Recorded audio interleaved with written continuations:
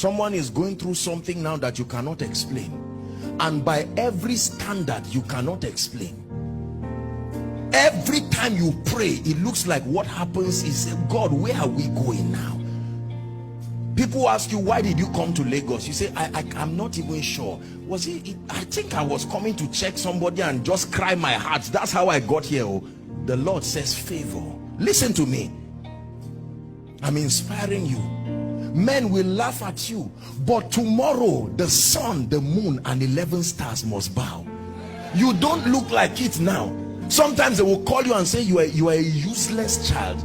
I've always known that this you're seeking God. You've been a graduate for 5 years, acting like a fool, behaving stupid, and you go back to God with that report, and God is silent. I want you to know that when God is silent, learn to hear the voice of silence. Silence is a voice. It speaks.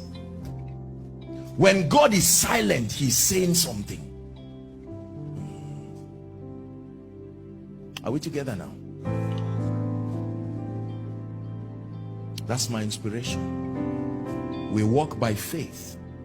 Not everything in your life can be explained.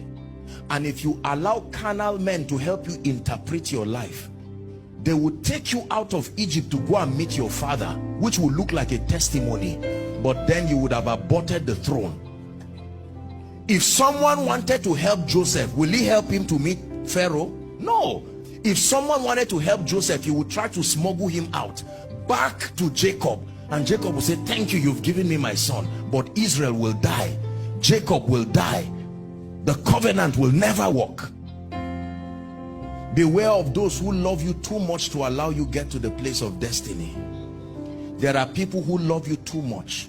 They look at what you are going through and it looks like they love you too much. They will suggest and say, is it worth it? We can go back. And someone is almost there, and the devil will try to use, you know, Satan can use positive attributes about people to still destroy you. Satan can use a man's compassion to be a weapon against you. Look at what happened to Peter. No, Jesus, I love you. I mean, it was the compassion of Peter that was being used by Satan, and Jesus said, no. If you are not a man of the spirit, you say, Jesus, you are harsh. What kind of person are you? Get thee behind me, Satan. That's not compassion. He's taking the vulnerability of Peter and using it to manipulate Jesus away from the cross. Listen, pass through whatever you have to pass through, knowing that although it may not make sense, it is still called favor.